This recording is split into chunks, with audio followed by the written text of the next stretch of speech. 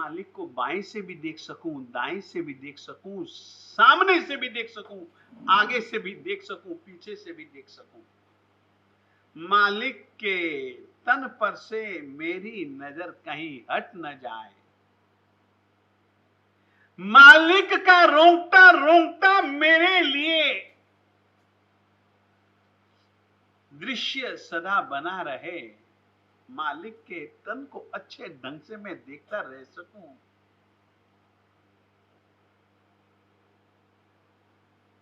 इस ढंग से 5 रूप बनाता है। आगे चलता है, एक वज्र लेकर के नाचता हुआ चलता है परमात्मा के सामने। बाएं दाएं चामर डोलाता है।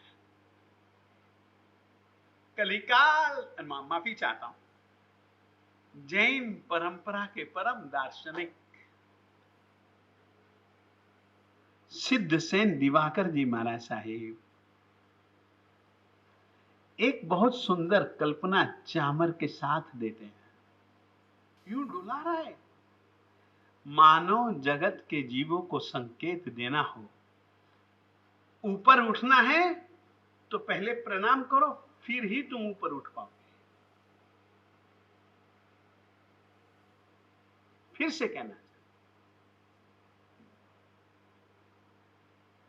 चमर, ये मेरी कल्पना नहीं है, ये कल्पना सिद्धसेन दिवाकर जी महाराज साहब जी ने कल्याण मंदिर स्तोत्र में दी है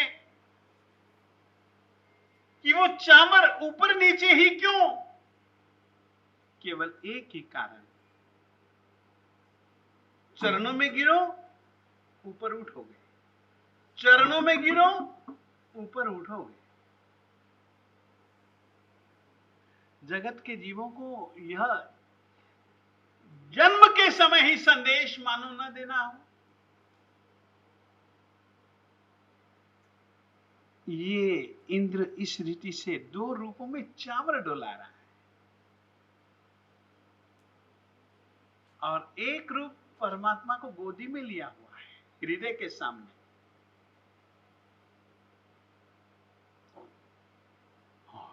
उड़ा,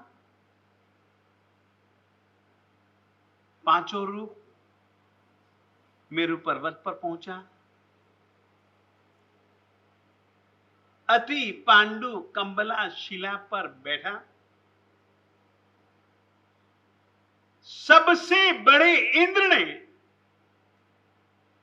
सो धर्मेंद्र जब तक न आए तब तक के लिए एक अपना जो कर्तव्य था वो पूरा कर डाला था। हजारों कलश बनवा दिए जी उसने, सोने के, चांदी के, हीरे पन्ने मोतियों से जड़े हुए, यानी कि हर तरीके के कलश उसने बनवा डाले, हर तरीके की पूजा की सामग्री इकट्ठी करवा डाली, अलग अलग ग्रहों से, अलग अलग सरोवरों से, अलग अलग नदियों से, तीर्थों से अलग अलग औषधियां। परमात्मा के अभिषेक का अवसर दूसरी बार थोड़ी ना मिलेगा। अब तुम सोचो कि देवादिदेव परमात्मा श्री नेमिनाथ स्वामी जी का जन्म कल्याणक मनाना है और तुम अभिषेक कर लो, ऐसा कभी होता है? वो तो गया दिन जी, गया।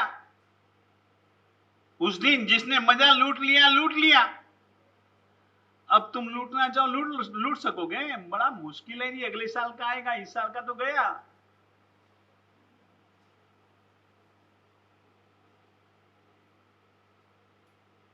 और तुमको एक बात कह देना चाहता हूं, कभी भी, हाँ वैसे तो तुम लोग बड़े अच्छे आदमी हो और तुम लोगों ने वो काम करके दिखलाए, हाँ?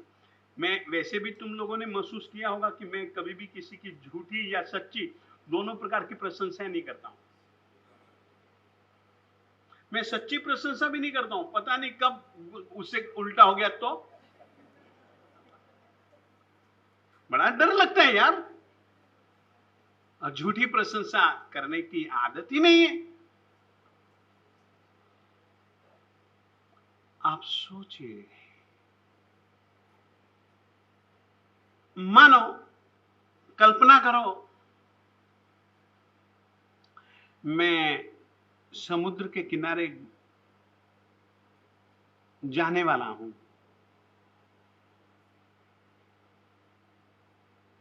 और मैंने अपने संबंधी को कहा चल ना।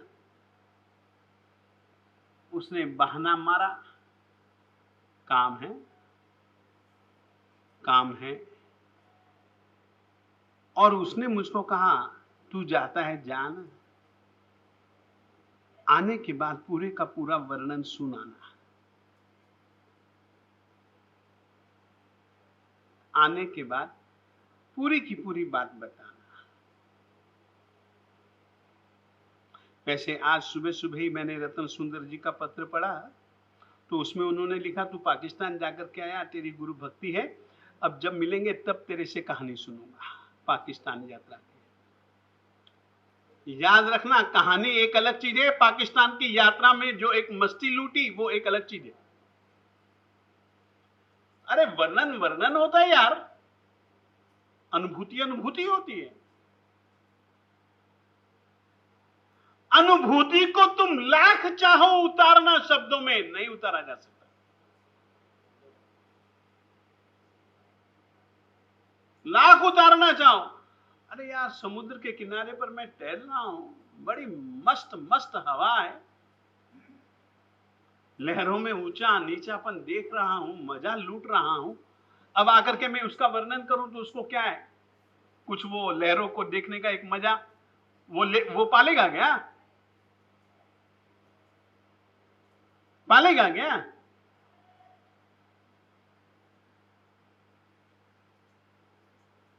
तुम लोगों ने अभी तक तो बतलाया है कि तुम लोग करते हो।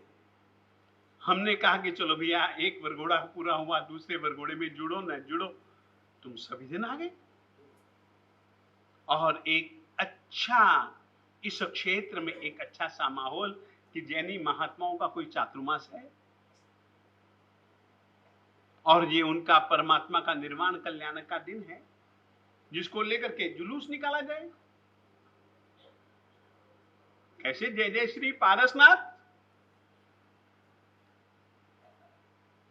कोई नाच रहा है, कोई गोहिया बजा रहा है, बहुत अच्छा वातावरण। ये धर्म प्रभावना के कार्यों में जैसे तुम जुड़े हो, अब जुड़ते रहना। और अब 3 तारीख का बहुत बड़ा प्रोग्राम आ रहा है, तो वहां पर भी अपन लोग अपने आप की कल्पना करें, हम भी इंद्र परिवार के सभ्य हैं और इंद्र परमात्मा को लेकर के आए।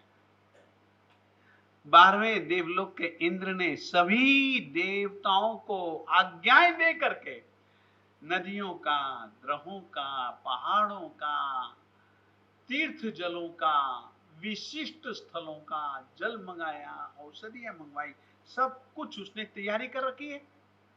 बस सौधर्मेंद्र के आने की इंतजार है। वो बैठा और उसके बाद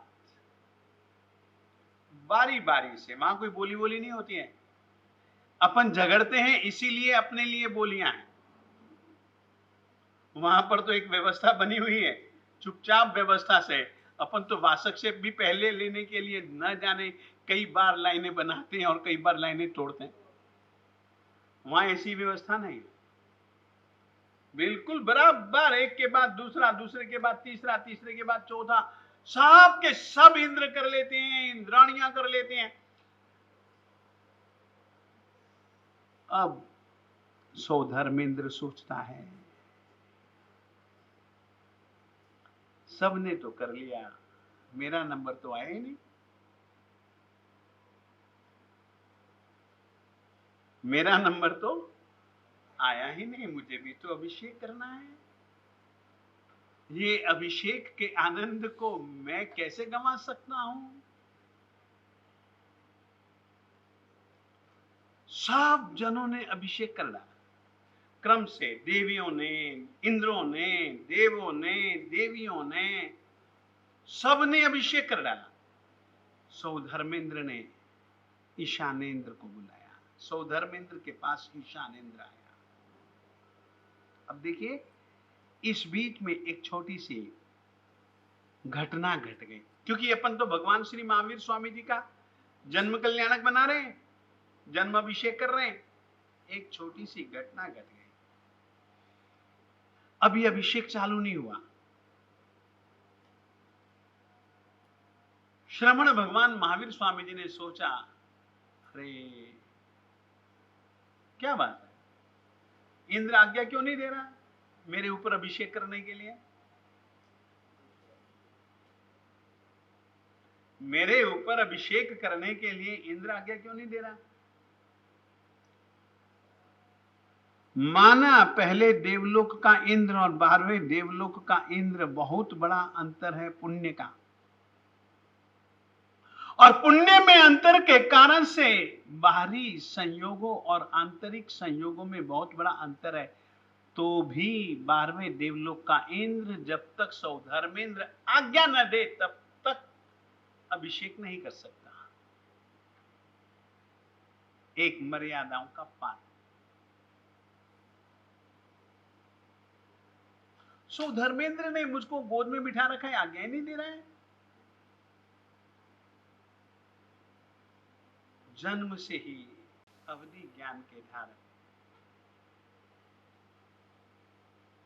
अवधि ज्ञान से इंद्र के मन के संशय को जाना। इंद्र सोच रहा था छोटा सा तन और इतने बड़े बड़े कलशे, और इतने कलशों से जब जल की धारा बहेगी तो परमात्मा का देह सहन कर पाएगा या नहीं?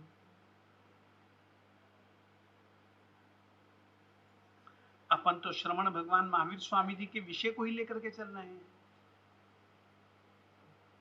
तो गोदी में बैठे थे, और गोदी में बैठे बैठे उन्होंने धीरे से अपने पांव को नीचे किया और मेरू पर्वत को थोड़ा सा दबाया। ये सब तुमको कल्पना कर लेनी है। अब देखिए, ये सोचते हुए क्या आप मेरू पर्वत पर हो, क्या ये परमात्मा का दृश्य आप लोग नहीं देख रहे हो? जब मेरू पर्वत कांपेगा तो क्या तुम्हारा दिल नहीं कांपेगा? उस समय की पूरी कल्पना एक आनंद रंग के भंग के रूप में इंद्र ने महसूस किया।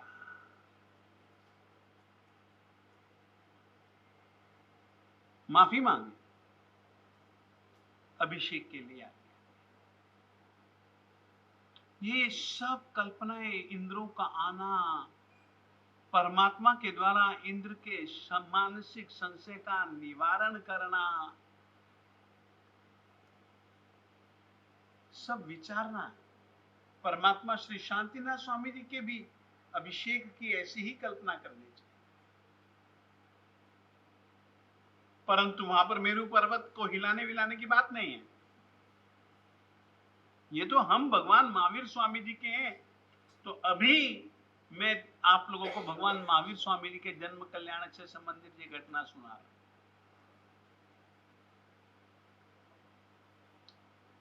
परमात्मा का अभिषेक हो गया। अभिषेक के बाद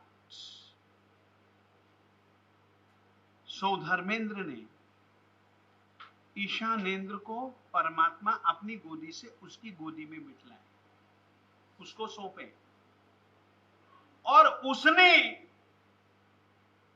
बैलों का रूप धारण किया। किसका? बैलों का रूप। कभी आप लोगों ने देखा होगा अपने यहां पर, हाँ, वो उस समय की घटना का संकेत है।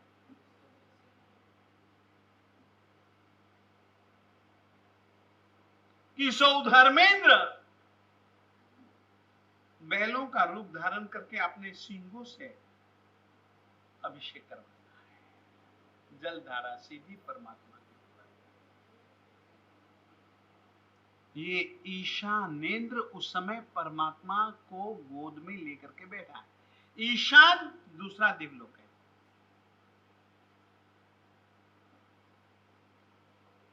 और एक बात तुमको कहूं, दक्षिण भरत क्षेत्र में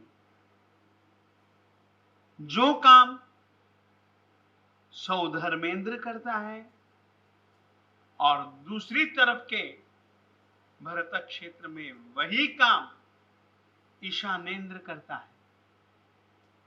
अलग अलग तीर्थंकरों के कल्याणक अलग अलग शिलाओं पर। पहाड़ तो वही का वही, शिलाएं अलग अलग। इस ढंग से परमात्मा की पूजा करते हैं, परमात्मा के सामने नाचते हैं, परमात्मा के सामने इंद्र ने कहा कि चलो साफ करो परमात्मा के देह को। इंद्र गंध काशाय, सुगंधीदार कषाय रंग के कपड़े से परमात्मा के तन को लूंचती है। मैं घटना कह चुका हूं कि लूंचते लूंचते यहां पर जब वो साफ करती है, एक बार किया, दूसरी बार, तीसरी बार, अरे इंद्राणी समझ नहीं तुझको परमात्मा की चमड़ी को तकलीफ दे रही है? अरे भाई यहां पर पानी की बूंद चिपक गई, उसको तो साफ करना पड़ेगा। अरे भोली, ये कोई पानी की बूंद थोड़ी ना है। तेरे कानों में जो कुंडल है उसमें जड़ा हुआ जो मोती है वो मोती का प्रतिबिंब है। सोचिए परमात्मा का देह कितना अच्छा है, कितना पारदर्शी आदर्श शीशा। परमात्मा के देह की कल्पना करो, अनूठा रूप। परमात्मा के बल की कल्पना करो, अनंत बल। ये सब ऐसे अरिहंत परमात्मा के इंद्रों ने जिस तरीके से अभिषेक कराया, वैसे अभिषेक की कल्पना परमात्मा का अभिषेक करते हुए प्रत्येक श्रावक श्राविका को भाना चाहिए।